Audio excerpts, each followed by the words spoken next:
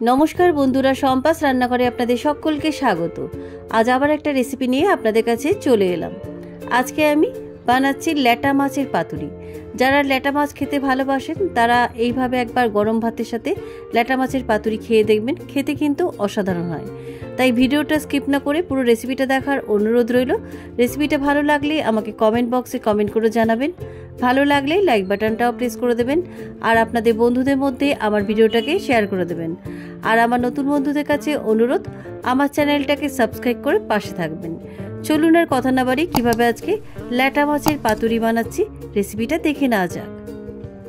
ল্যাটা মাছের পাতুরি বানানোর জন্য আমি বাজার থেকে 500 গ্রাম ছোট বড় সাইজের ল্যাটা মাছ কিনে নিয়ে এসেছি। ল্যাটা মাছগুলো কেনার সময় কিন্তু জ্যান্ত ছিল, এখন মরে গেছে। এবার এই ল্যাটা মাছগুলোকে ভালো করে কেটে বেছে ধুয়ে নিয়ে আপনাদের কাছে ফিরে আসছি। ল্যাটা মাছগুলোকে ভালো করে কেটে বেছে ধুয়ে নিয়ে চলে এসেছি। এবার এই মাছগুলোতে লবণ আর হলুদ মাখিয়ে রাখছি।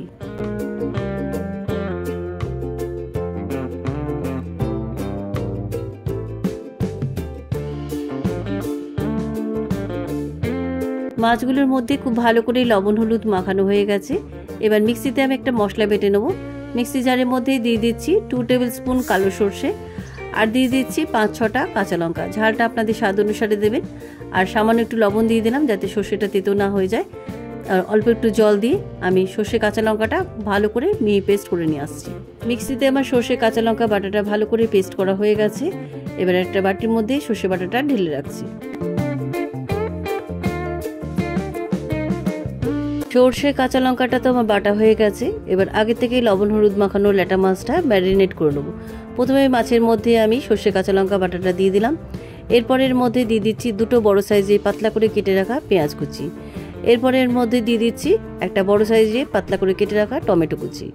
এবারে দিয়ে দিচ্ছি 1/2 টিস্পুন হলুদ গুঁড়ো, আর দিয়ে দিচ্ছি পরিমাণ মতো লবণ। লবণটা একটু বুঝে দিলাম, মাছের মধ্যেও লবণ মাখিয়েছিলাম আর সর্ষেটা বাটার সময় অল্প একটু লবণ দিয়েছিলাম। দিয়ে দিলাম 1/2 টিস্পুন লাল লঙ্কার গুঁড়ো, ঝালটা আপনাদের স্বাদ অনুসারে দেবেন। এবারে দিয়ে দিচ্ছি 3 টেবিল স্পুন সর্ষের তেল। এরপরে এর মাছের মধ্যে দিয়ে দিচ্ছি 1 মুঠো ধনেপাতা কুচি। এবার হাত দিয়ে সমস্ত উপকরণ খুব ভালো করে মাছের মধ্যে মেখে নিচ্ছি।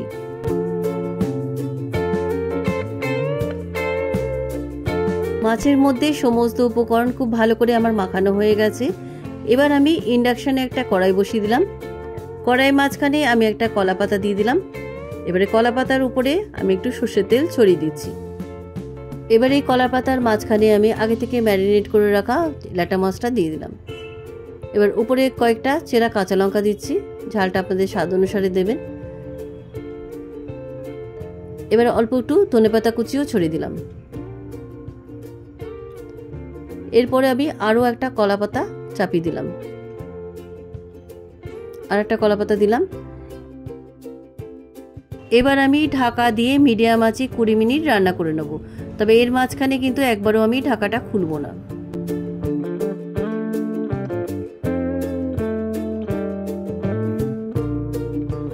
কুড়ি মিনিট পরে ঢাকাটা খুলে নিলাম। দেখুন উপরের পাতাগুলো সরিয়ে দেখাচ্ছি। দেখুন একদম পারফেক্ট হয়েছে। সাইডের পাতাগুলো বেশ পোড়া পোড়া হয়ে গেছে। তার মানে রান্নাটা আমার একদম কমপ্লিট। এবার ইন্ডাকশন থেকে নামিয়ে আমি গরম ভাতের সাথে এই ল্যাটা মাছের পাতুরি সার্ভ করছি। যারা ল্যাটা মাছ খেতে ভালোবাসেন তারা এইভাবে একবার ল্যাটা মাছের পাতুরি বানিয়ে খেয়ে দেখুন, খেতে কিন্তু অসাধারণ হয়।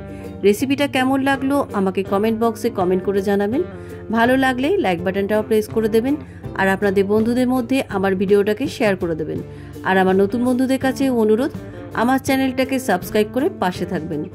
আজ তাহলেই চলি, আবার একটা নতুন দিনে নতুন রেসিপি নিয়ে আপনাদের কাছে চলে আসবো। সবাই ভালো থাকবেন, সুস্থ থাকবেন। ধন্যবাদ।